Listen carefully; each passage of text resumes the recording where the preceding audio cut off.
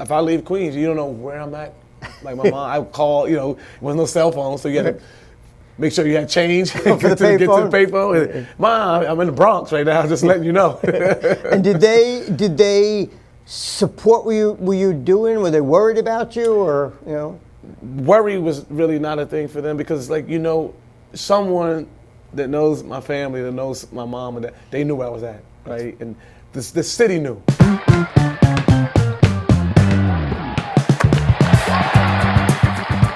Well, it's really my pleasure to introduce my next guest. When you grow up in New York like I did, and if you're a Hoops fan like I am, it's a real pleasure to have Rafer Alston with us. Thanks so much, man. Thanks for having me. Thanks so much for joining us. And right before we came on the air, you were talking about next generation, right? So now you got another hoopster in the family? Yes, my son, Rafer Alston. Tell me a little bit about phenomenal high school career so far to date, and his AAU seasons are going well. His high school season is going well. He's one of the top point guards in the nation, being recruited by you name a school, right? So Purdue, Kentucky, Louisville, the list goes on, U of H, Texas. Everybody. They're coming in for him. And what's that like? We're going to talk about you and talk about you when you were his age, but now you're in another role. Now you're the dad. What's it like to have all these coaches and agents and everybody, beating down the door to your kid? It's different. One, it's so surreal, right? You don't envision growing up. You don't envision having kids, and then more or less having a kid following your footsteps, really, and find his way, his niche, right, in this basketball world. So,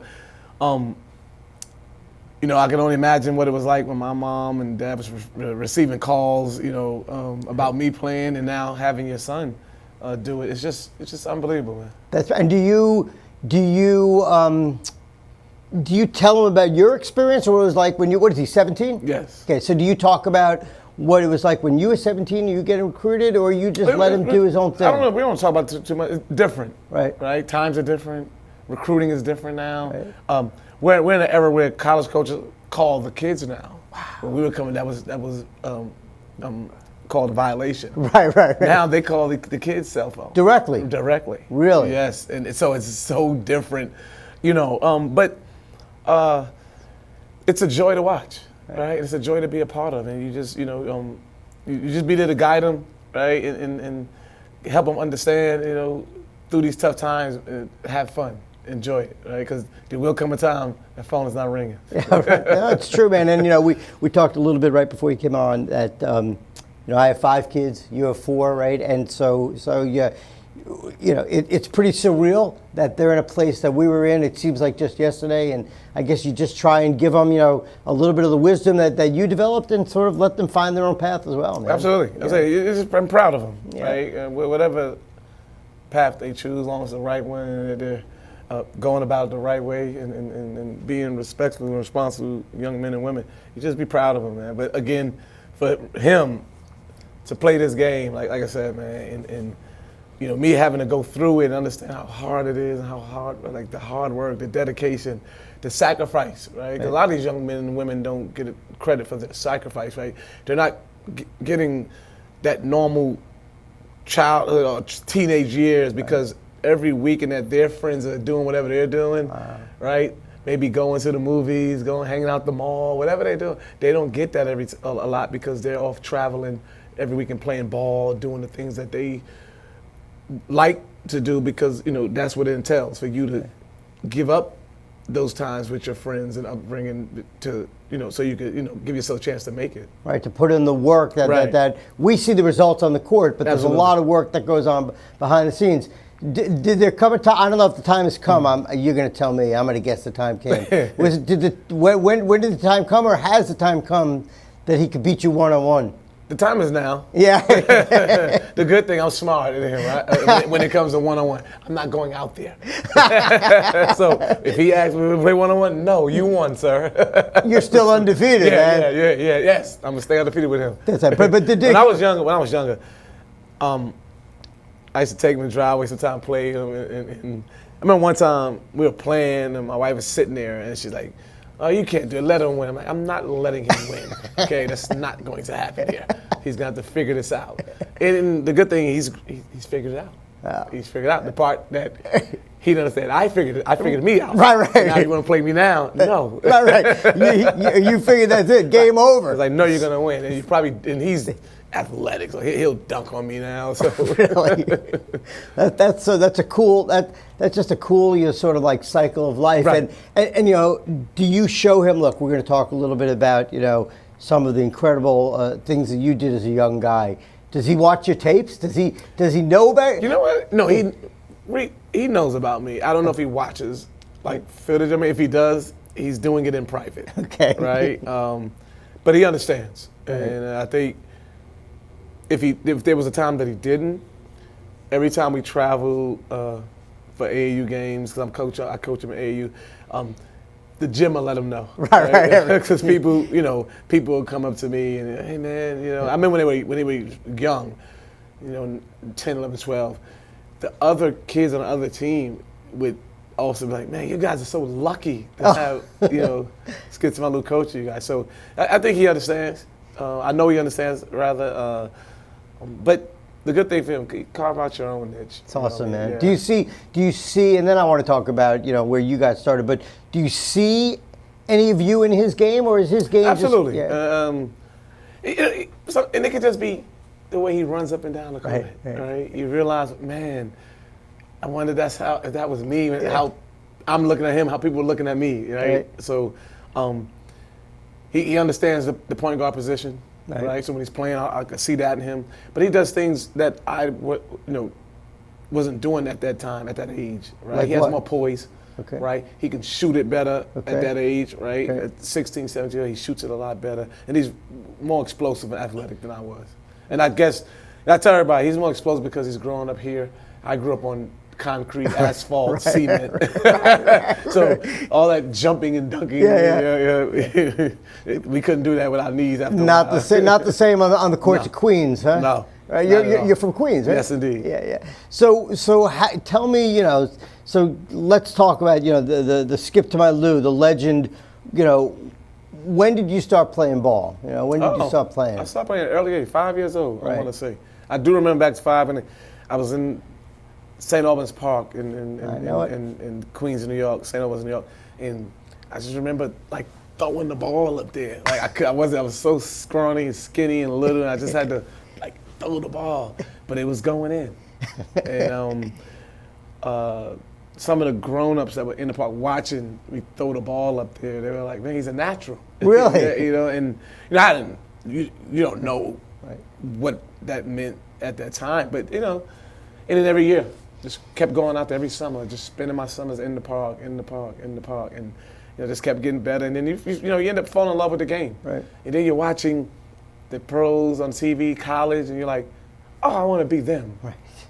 And then you get to understand what it takes, to be them. Who and when you were a kid, so not 5 years old, but when you're 10, 12, 14, who are the guys that you were watching? So you developed what obviously is a unique style. Worldwide, you developed something that nobody had ever done. But who is influencing you? Who did you think you were imitating, or who did you watch when you were a kid? Well, growing up in New York City, you so many of them, right? They're all was so unique that you wanted to be like them, right? Pearl Washington, Rod Strickland, Mark Jackson, Kenny Smith, Kenny Anderson. The list goes on. It's almost a never-ending list, right? Because we have so many guards before us. We have so many guards that's playing with us, right? Same age group that, we grew up, it's okay to take something from your friend's game and put in your game. It's all right, because we all did something better than each other, right? And then there were young men after us that were like, whoa, these young kids play, right? So, but the Rod Stricklands, the Mark Jackson, the Kenny Smith, Kenny Andersons, the Pearl Washington, these guys were phenomenal. Yep. Then you have guys that were stars to us that didn't go on to the NBA or that were in the NBA a little older. Yeah, we had guys like Vern Fleming, Sure. Kenny Patterson. Yep. Man, there's so many. Like we were point guard heaven in New York City. It's unbelievable. A lot of those guys, by the way, a lot of those guys are Queens guys, right? Kenny Anderson, Kenny Smith, Mark Jackson, Brooklyn, Queens, so to speak. Kenny Patterson, Vern Fleming, all these guys are Queens. So the list goes on. People don't understand. Point guards were in Queens, New York since Bob Cousy. Wow. Like Bob Cousy's Queens. That's amazing. Yeah, that's pretty cool. So that's the beginning. That's the lineage. Of all those guys you mentioned, I mean, they're all phenomenal. But the one guy who, when I was becoming a fan as a young guy in college, who I had never seen anybody do what he did was Pearl. Pearl was unique. Amazing. You know? Pearl's amazing, man. And to think back, like the whole New York City would come watch me play at Rucker Park. That's how they said the New York City was going to watch Pearl when he was in high school and playing in the playgrounds, right? And then I get a chance to watch him while he's at Syracuse, and you just like, the way he played the game and so much passion and love, you could see it in his game. We all wanted to be Pearl. That's pretty cool. That's not a bad guy. Kenny Anderson was another one. Rod Strickland, just incredible handles. Mm-hmm. So did you? But as you're a kid though, do you know that you're sort of imitating those guys, or you from an early age just did your own thing? Well, you're doing your thing, but you can see as you keep going on because you're watching them every step of the way. You're watching them while they're in college. You're watching them while they're in the NBA, and you want to get to where they're at. Mm-hmm. So that was the biggest goal. So that's why you keep watching them, and it's just little nuances of the game that they have that you want to put in your game, but you develop the things that they're doing because that's the game we play in New York City. We play with a lot of flair, all right? And so you develop a lot of the things that they're doing, and most importantly, you develop the toughness and the confidence. Right. But to speak to the flair, man, just shout out to you. Yeah. Some of the things that you developed had never been seen and never been done before. How did you create these? The skip to my Lou. Like, is that something that just happened? It just happened. I thought of it in the middle of a game on the fly, and I did not think that I become a global phenomenon. I was young. Right. How a 15-year-old kid playing with grown men in a packed city, right? A crowded city, one of the best cities in the world. You don't envision like you being a superstar. You can't envision yourself being that type of star in that city at such a young age, man. I'm playing out there and grown-ups they adore me and everything, but I'm trying to get back to the neighborhood and hang out with my 15-year-old friends, right? So it was just so surreal to go through that, right? To the point when I made it to the NBA, I didn't flinch about the NBA celebrity status. Oh, that's interesting. Right? It didn't bother me because I was revered as a star at such a young age. Wow. It didn't bother me. Did it feel? Was it a freaky feeling though to be 15-year-old kids and have It grown was. men or adults, fawning all over you? It could be scary too at a time, right? Being in that type of city, that environment. Right. Like, can you imagine? Like, I take the train to one of my summer games, and I'm just trying to sit there in the subway, waiting to get off my stop, and people are like, "Hey, oh man, Skip, what's up?" And they just sit down and have kind of like, I don't even know this man, but they just adored my game, and it's quite a few times I was on the subway. They were like, "Man, I'm going to your game." Like, I am too right now, right? So it was, but it also gonna be scary, right? Because you're getting pulled in so many directions, and you don't know. Right, because my mom and dad wasn't with me all the time while I'm going to and from these games. Right. But and to have friends in every borough. Right. That's unbelievable. I mean, look, you grew up in New York City, and I'm a New York guy, right? If you have friends in every borough, that's like having friends in London, Paris, and Rome, right? Absolutely, that's like a big world. Every day, if I leave Queens, you don't know where I'm at. Like my mom, I would call. There was no cell phone, so you had to make sure you had change to get to the payphone. Mom, I'm in the Bronx right now, just letting you know. And did they support what were you doing? Were they worried about you, or I'm sure they were worried as nightfall and it's starting to get 9, 10, 11 o'clock, and I'm not home yet. Right. I'm somewhere still hanging with my friends after basketball. But worry was really not a thing for them because, someone that knows my family, that knows my mom and dad, they knew where I was at. right? And the city knew, right? That's the good thing. The city knew where I was at. They knew I was playing in some park somewhere, right? Because everyone was going to watch that game that I was playing at. So it was just like, again, it was, you couldn't fathom what was going on at the time. That's a very, by the way, that concept to me, I think it's Yeah. worth repeating. The city knew where Rafer was, man. That's a pretty incredible thing to say about a 15 or 16-year-old kid. Mm-hmm. So the first time, right, you did the skip to my Lou. Like you said, you hadn't said, hey, I'm going to do this today, tonight. It just happened. So in the middle of a game, the other team was shooting a free throw. Right. And I was like, okay, what can I do to get these guys off their feet? Okay. And I said, you know what? I hope I get on a 2-on-1 or 3-on-1 fast break, and I'm going to put a little spin on the ball, and I'm going to just start skipping like I'm not paying attention to the ball. And if he goes for this ball, I'm going to wrap it and throw it to my teammate. I just hope it all went. And it just went true to form. It just happened just like I'm sitting in this court thinking about it. And the guy goes for the ball, and I just throw it to my teammate, and he catches it and dunks it. And the guy on the mic, which Duke Tango, Al Cash, they were like, ladies and gentlemen, we have a new nickname for him. That's Skip to my Lou. My nickname before that was the Energizer Bunny. I was the Energizer. Okay. Because I was 14 when my high school coach took me out there to play. I'm 14 years old playing with grown men, mid-20s, early 30s. Wow. And I would only get in the game when we were up big. Okay. Right? Or if we didn't have a lot of players. Okay. Right? So we only have 5 or 6. I have to go in. Put the kid But we in. had like 8, 9, 10 players. Right. Well, put them in, right? Because these are grown-ups. Right.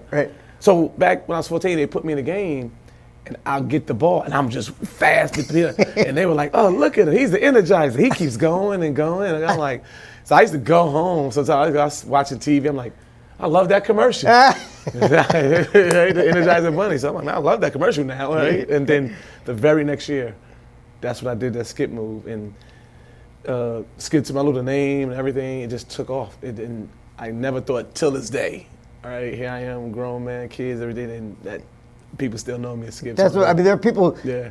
I won't say people don't know your name, but there are probably people who they just call you Skip. No, right? it's because Skip. Even in New York City, I used to sometimes get off the subway and just walk in the park and they'd be like, "Yo, Skip," and the kids like they were younger than me at the time. They're like, "Skip, hey Skip." I'm like, "Hey, do you know my real name?" He's like, "No, your name's Skip." I'm like, "You really think my mother named me Skip to my Lou?" Like, but they never knew my real name. Yeah. So it worked the first time, like you said, just like you drew it up in your head, and it all fit. Did you say, oh, and you know, now they're yelling out this nickname. Did you know that you would hit on something that was just going to captivate people? Well, I knew after a while they want to see that they would just one time again, like one time on a fast break, I'll just get up and start skipping, and yeah, that's it. They wanted to see, but they knew too that I had game, right? So it was, as long as I gave them the skip part a little bit, but they knew I had game, right? So that was the biggest part of it. It was like, with all the fancy palette, they knew I had game. So when it got down to the get down, they knew I could. I'm coming that part to do work. That's really interesting. I mean, that's a great point. Yeah. And you knew you had game, for sure, right? For sure. Right. For sure. So although you know you were going to entertain them and do some crazy razzle dazzle, you really knew that you were just a baller and that you had game. Yes, yeah, because you know New York City, man. Basketball's king, right? You know, here we are living in Texas now, right? It's football first, right? I lived in Florida for a little bit. Football first, right? California, football, right? All these in the South, out West. New York is basketball first, basketball second, then the other sports, right? So I watch it all day, play it all day, right? I would tape games. I go to my coaches' houses sometime. They had tapes. Hey, put the tape of a game on. I want to watch. I want to learn some stuff. So, you know, I watched and played the game and wanted to learn the game so bad. We watching guys like Magic and Isaiah and all those Isaiah guys. was my idol. Isaiah. So tell me. So I had my hometown heroes, but Isaiah Thomas was my idol. I always wanted to wear number 11. Most of my career I wore number 11. When I got traded to the Rockets, I couldn't get 11 because Yao Ming had number 11. And it's funny because I asked Yao, can you want to switch the number? He wanted to.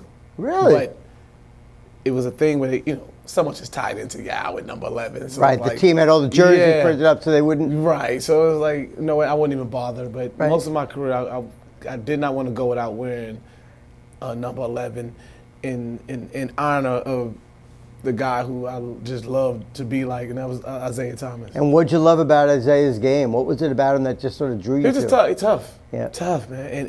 And just considered a small, feisty guard because everyone is in basketball is tall, big guys. So fearless. Yep.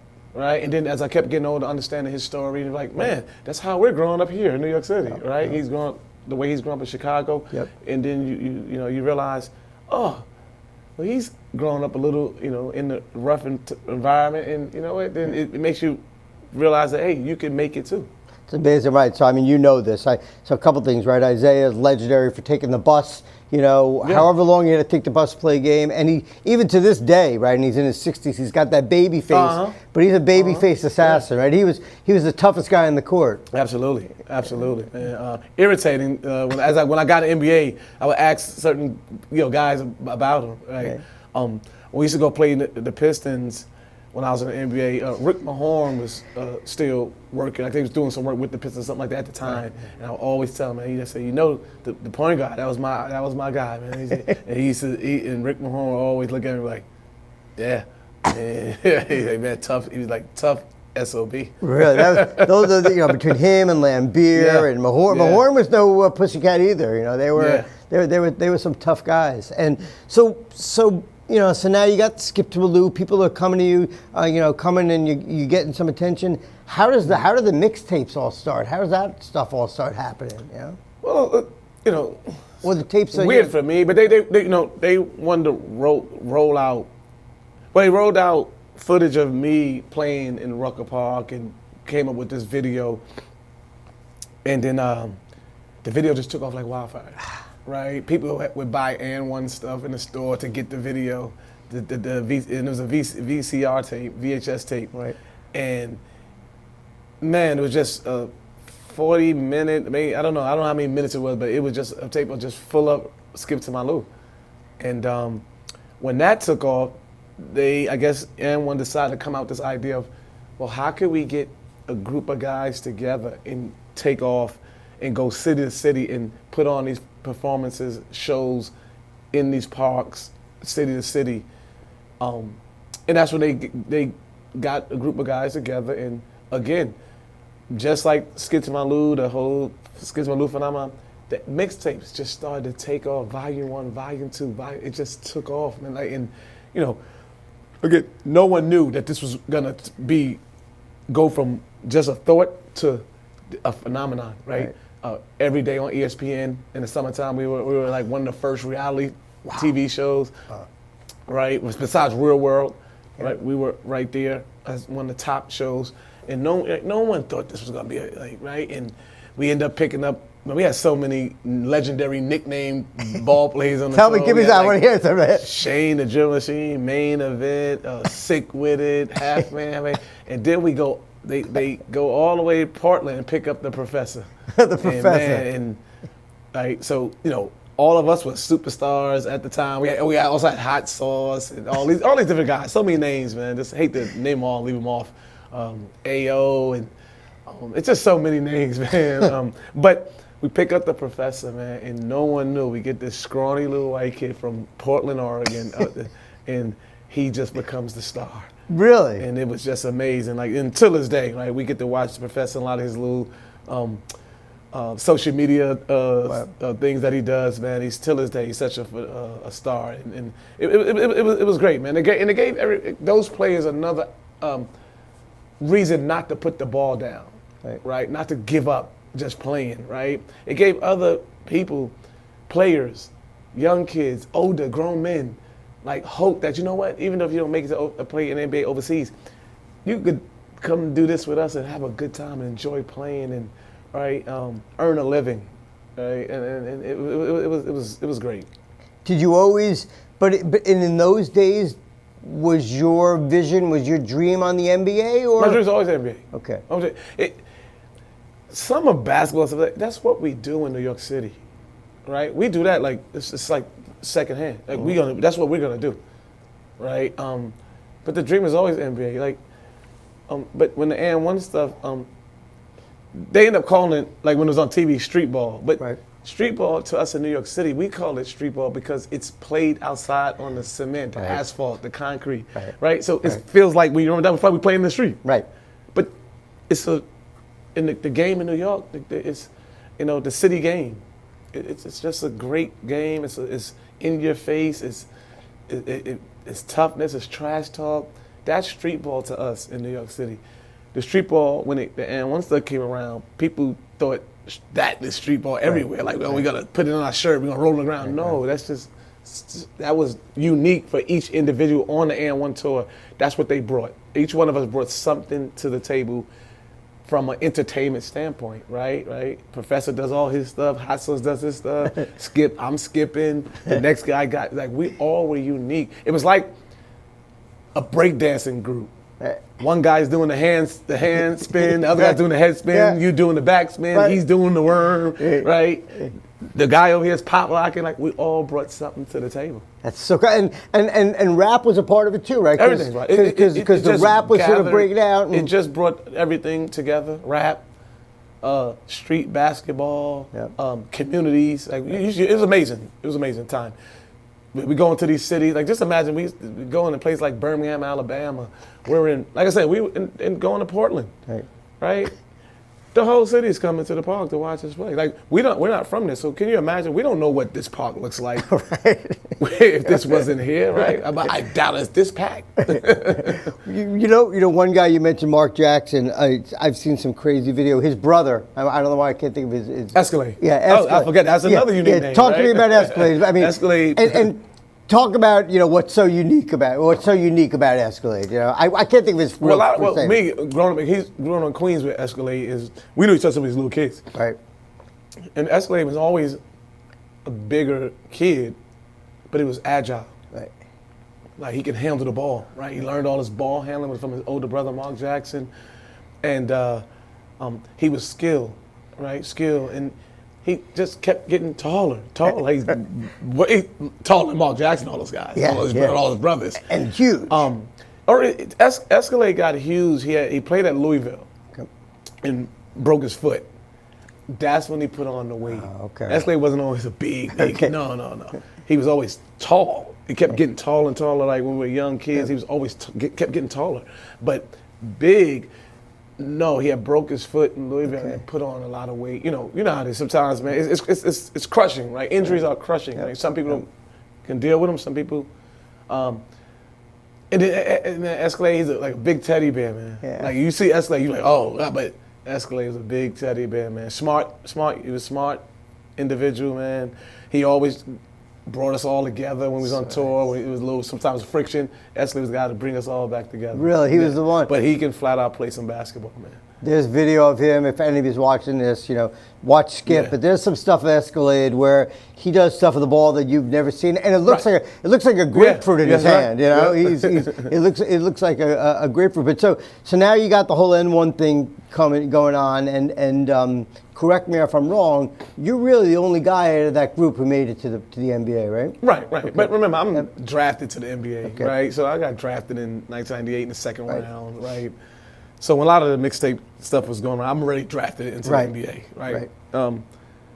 But there's a couple of those guys that had ability, right, to make it there. But sometimes it's the mental aspect, right? Got to understand it's a big difference of playing this style of ball and playing in the NBA, right? It's a huge difference. And sometimes, even before me, all the guys that were playing in New York City, Rucker Park, all these things, it was some phenomenal ball players right there. The hardest thing is them understanding the mental aspect of what it really takes to get and play in that league, in the NBA, man. And you gotta understand, you gotta separate being an individual where everyone is coming to see Skip to my Lou, because think about it, you go to Rucker Park and I'm playing, 9 out of 10 people, they don't care if I win or lose, as long as I entertain you, right? Whereas you going over here, it's not about me. It's about the team, right? You got tickets, the ticket holders, you got all the, they want the team to win. And you got to understand how to coexist with all these good players, guys that could better than you, play just as good. You got to figure out how you can coexist with those guys and help the team win. And sometimes that's where the fight within yourself with some of those guys trying to make it and cross over. Yeah, but you said you feel that you always had the head that it was really about the game. You were going to do the entertaining, you did, but you had that head early on, right? Yeah. That you really understood. Well, I understood. I had a position. Right. See, that's the thing. Right. From the time they handed me a ball at 5, I was groomed to be a point guard. So I understood how to be a point guard, right? It's doing everything else, right? I had to put on weight. I'm skinny, right? Right. I had to work on my jump shot, right? I had to understand when to get my shot as opposed to getting guys that are here to score the ball, right? So those are things, and that wasn't hard because I was already watching, right? It was just opening eyes to coaches and realize I can do that. Because remember, as I'm coming in the league, these guys already got this perception, these preconceived notions about how you play or what they think of you, right? And then people expect you to try to go out here and prove them wrong. When no, I don't have to prove you wrong. Right. You need to see that I can do what you got me here to do, right? It's the reason you drafted me. It's the reason you picked me up in the trade. It's the reason you signed me as a free agent, right? You know I can do something, right? You just got to trust that I can go out there and do it.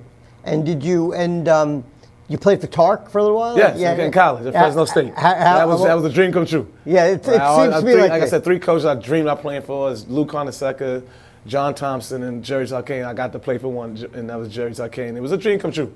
We didn't have the best year that we had. I think we underachieved.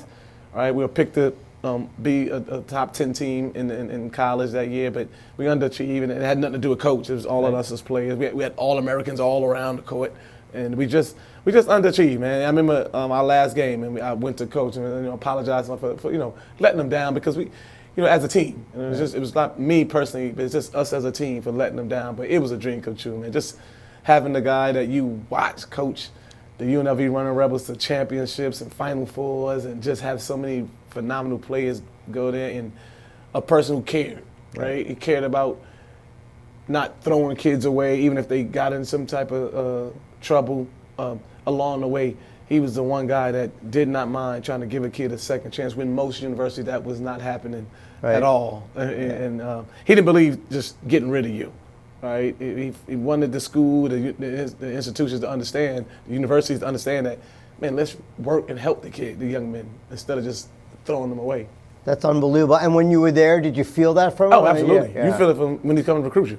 When he's coming to recruit you, you feel it right away. That's almost so. That was and the flip side is he caught a bad rap for that. Right. Because everyone thought, oh, he just cares about because they could play, but like it was the furthest thing from. It was the furthest thing, man. Like. For instance, like if any of us got in trouble and had to go to court, he was there. That's incredible. Right? And did not care if they fired him because he came to court to make sure the kid is okay, and if he needed to be there and they need some help, right? If he got fired, that was all right for him because as long as he was there for the young man. Yeah, the crazy thing about it is it's sort of a warped view of things, then, right? That's Absolutely. That's exactly what you want a coach to do for a young 18, 19-year-old college kid. Because you remember, our parents aren't there. Right. Like I'm from New York. I'm way in Fresno, California. Right. And remember, in those days, you could get on the internet and find you a cheap ticket. Right. If they throw you out of school, whatever. You remember they had like TWA or something like that, Intercontinental, right? I forgot. You get a ticket to go from California to New York, and the next day it was like $1,000 or more dollars, right? So you had to toughen up, and you had to stick it out, and for guys like myself and this other teammates, homesick was not an option. So what, right? Because again, your parents weren't coming to get you like that. You could just hop on a flight the next day like that.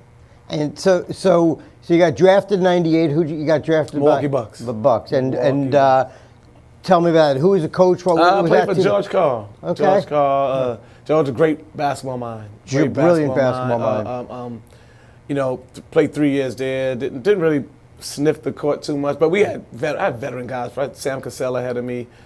There's so many veteran guys. I was a little kid watching in college, man. Vinny Del Negro, Hayward Work, man. Some point guards ahead of me. Yeah. So I learned from them, and that was the beauty of it, man. Back then, you as a young player, you learn from those guys, man. And so I played 3 years there with the Bucks. Okay. And from the Bucks, where'd you go after that?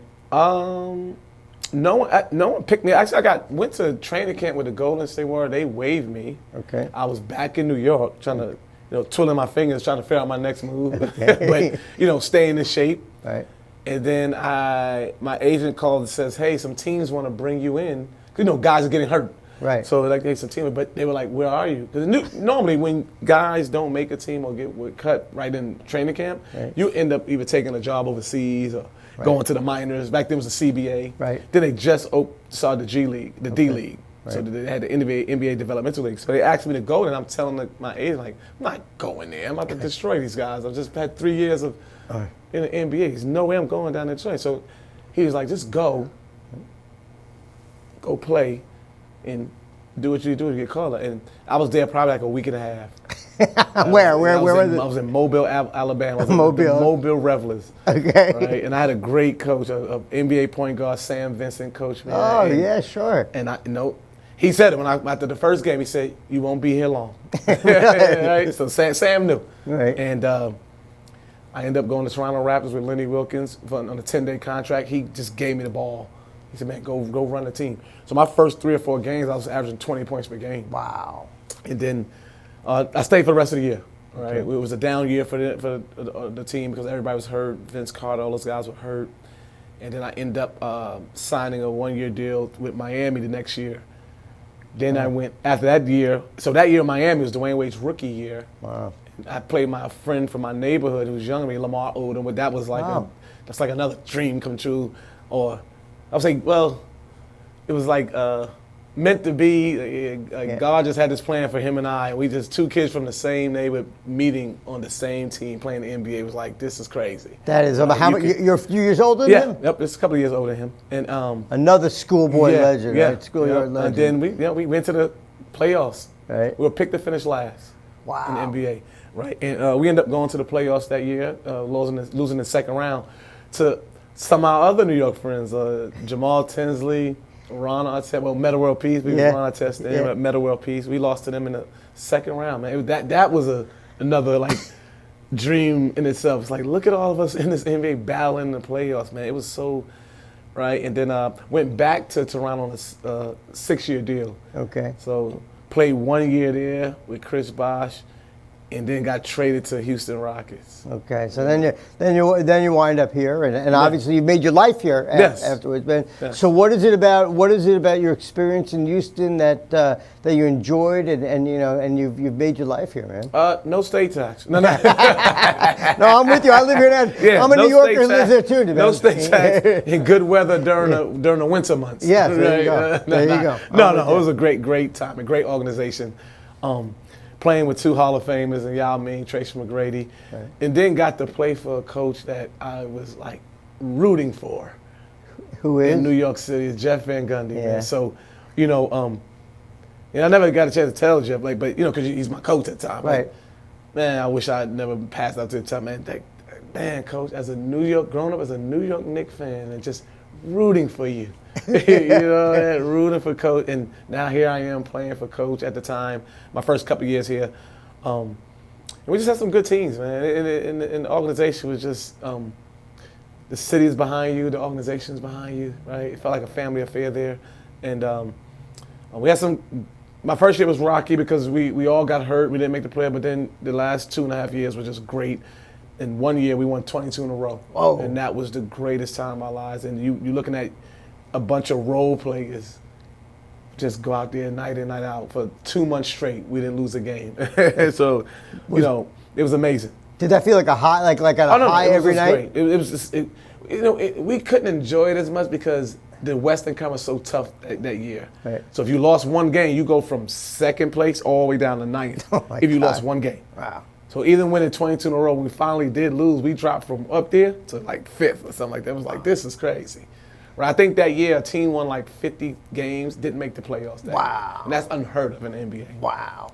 And what was Van Gundy? What was he like? Well, that year our coach was Rick Adelman. Oh, Adelman. That year we right, went okay. 21. Yep. But what was it like? What was Van Gundy as a coach? Right, he's a fiery. You know, I grew up in New York. He and, looks that way. Right. Right. Everybody is looking from the outside. Right. Great coach. Great human being. Right. Smart. He prepares you. Right. He cares about us being prepared and going to do battle. And he catches a lot of slack for that, right? Because like you said, people think he's not approachable. No, Jeff is. Listen, Jeff, you have some of the greatest conversations with him. Jeff loves to laugh and have a good time, man. And but he understands how hard it is to win. Right. So we have to work hard. We have to be prepared. When we're in this gym, we have to get to work, right? Because it's hard beating those other guys out there. These guys are good. Those other coaches are good. The other scouts are good. They're scouting us, right? So. And now coaching now, I remember things he was saying to us. I say it to young men now. It's just, one of the biggest things that I'll take from it is just being prepared. Like we gotta be prepared and be ready. That's amazing. What was it like playing with Yao Ming, man? Yao was great, man. Yao made life easy. Right? Why is that? If we struggled, we could just throw the ball to big fella and let him go to work. Yao, they really couldn't guard Yao. Right? Yao had great touch with the ball, great turnaround jump shot. If you fouled him, he shot over 80% from the free throw line. Yao was just amazing, man. And then, in the locker room, man, just talking to him, man. Just he loved to have conversations with his teammates, right? Sometimes in interviews, people seem like they can't understand him, but that's in interviews, right? So a lot of us are like that, and cameras in our face and everything. But Yao loves to have a good time talking to his friends, his teammates in the locker room. Who was so as a point guard, man? So who were the toughest guys that you had to take? Like that, who? They were all, believe it or not, playing that league, they're all tough. Right? You know how tough it is to guard Steve Nash one night. So back then, I tell my son this sometimes. Like, imagine a 5-game stretch here. Right? I got Steve Nash, God, and I have a back-to-back. I got Allen Iverson, and I got a day off. I come back. I got to guard Baron Davis, Stephon Marbury. Like you see, like they're all tough. Right. They're all in their own way. All starting point guards back then were all-star caliber point guards, right? And any given night, they can erupt for like 40 or 50 points, man. So you just had to, trust the game plan, trust your knowledge of them, what they like to do, what they struggle to do, and just roll with the punches, whatever happens. After you play, make them, force them to play the way we want them to play, and just roll with the results. And you said you played with Dwayne, you played with D Wade when he was a rookie. Yeah. Who is the best? Who are the best guys? The most guys that you played with that had talent at a level that was just sort of just a couple steps above anything you'd ever seen. I played a lot of Hall of Famers. Yeah. Vince Carter, Tracy McGrady, Yao, Dwayne Wade. Who am I missing here? Was it obvious? Man, I had a great year when I got traded from Houston to Orlando. Okay. And went to the NBA Finals, man. That was a great underrated, Dwight Howard. Dwight Howard, Hito Turkoglu. Like, yeah. Man, I got a chance to play with Hito Turkoglu and realize how much he can do with the ball from a point forward standpoint, right? Rashard Lewis. Right, just to see this 6'10" guy with a feathery touch on the jumper can go down and post guys up, right? Can catch it on the wing, on the top, and put it on the floor and get to, like, these guys were really good, man. And it was no secret why we got all the way to the NBA Finals back then. And, that was a special group, too. That was a special group. But look, I played with a lot of Hall of Famers, man. A lot of Hall of Famers. That's a lot of fun, man. And do you watch the game now? Are you still a big fan? You watch a lot? Oh, huge fan. Yeah. Watch college, watch pro, watch the high school kids, man. It's amazing to watch the game, right? And watch these guys chase that career, like, that was I'm fortunate and blessed to do, right? And you watch it, I could watch it from so many different angles and right? So watching the youngsters, watching them and realize, man, that was me and a lot of my colleagues when we were young, right? I remember playing against Allen Iverson in the AAU tournament, right? So I tell my son, it's not coincidence that all you top players are going to keep playing against each other the whole way out. Right? Because I remember playing against, like I said, Allen Iverson, and 15, 16 years old, I think we were, and we end up playing against each other in the NBA. It's not coincidence. Right. The best kids, the best players, the kids that work hard, we're gonna play against each other, and we're gonna keep playing against each other the rest of the way out. Any of the young guys ever come to you and ask you, teach me some of the tricks? Yeah. No, it's not so much teaching some tricks. It's like more teaching some ball handling. Right. And I truly appreciate that right. more than trying to show them right. some type of trick that they wouldn't even use in the real right. game, right? I knew how to do it and use it in the real game, right? But for them to say, hey, man, and to look at me as one of the best ball handlers to ever dribble a ball, yep. right? With so many people who played that game and dribbled that basketball.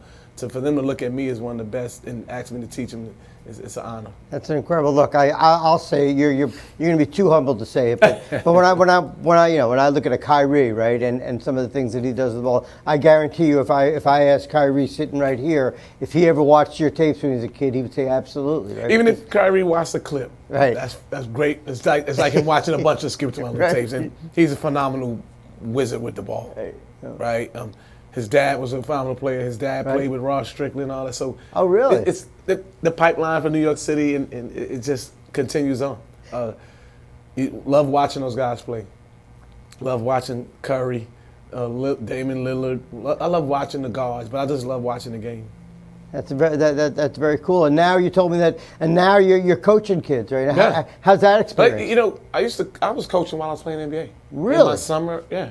In my summer, I used to take my summer and go to New York and coach the AAU kids. A guy that played summer ball for Gary Charles, he let me come back and coach his AAU team, and then I just kept doing it ever since then.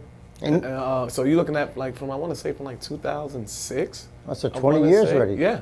And what is it about coaching that you like, man? Just love giving those young men everything I've learned through my travels in the game, right? Watching them get better, right? Trying to teach them how to play the right way. So it's a difference, like trying to get them to understand. I can ask them, can you play basketball? Everyone's going to say yes. Then you got to ask them, do you know how to play? They might say yes again, but they don't understand there's a right way to play the game.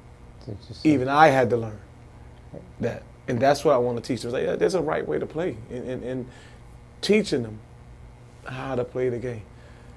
Teaching them how to share the game, share the load on offense as well as defense, right? Don't try to do it by yourself, right? That's the beauty of it, man.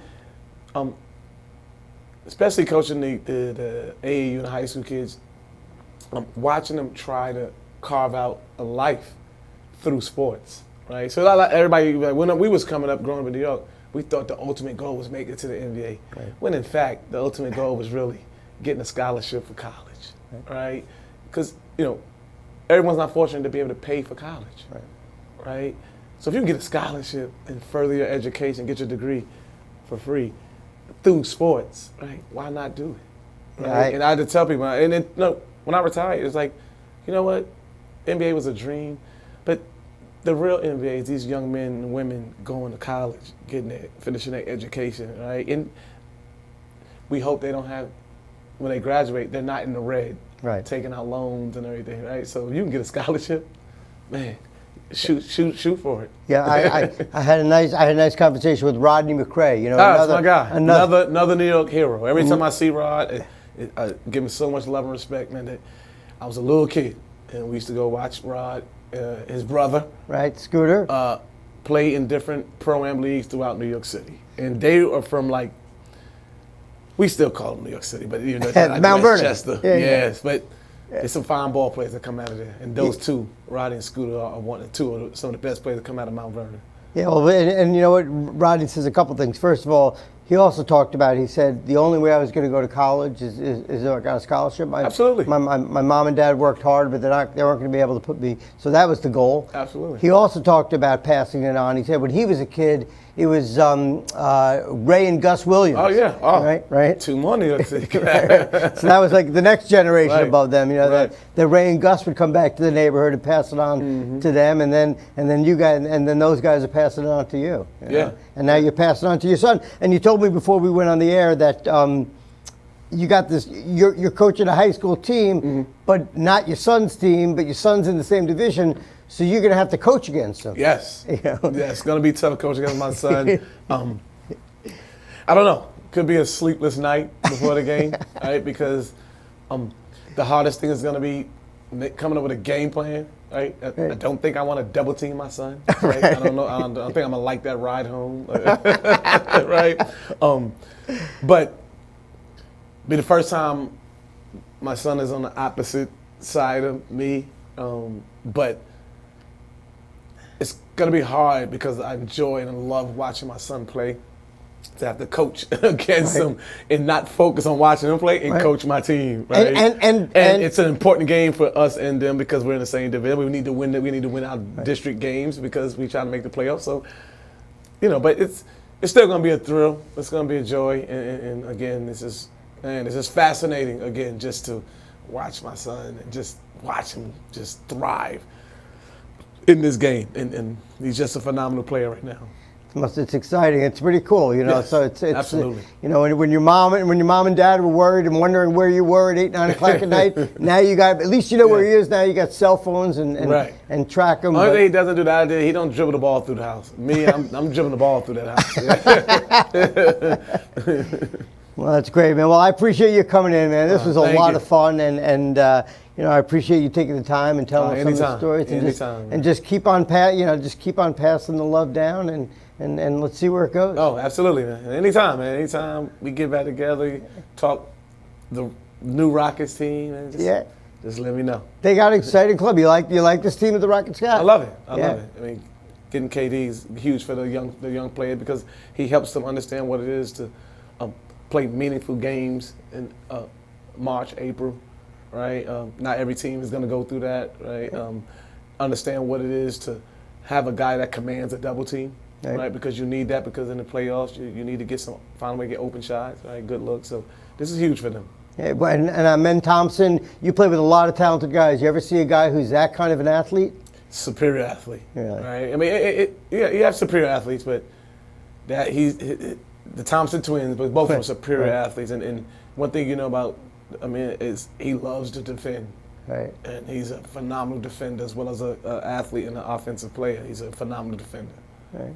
And Şengün's got the moves down low. Yeah. He got a little bit of something. Hakeem taught him a couple things. Yeah. I love watching Şengün because sometimes when he takes one of these shots, like, ooh, why would you shoot that? And it goes in, it's like off down. Like, oh, that's kind of, for a guy of his size to be able to do some of the things he does, it's amazing. Well, it's fun. I love, I'm out at the games all the time, and I love when you come out, and we got to get you out there again, to hang with us, indeed. man.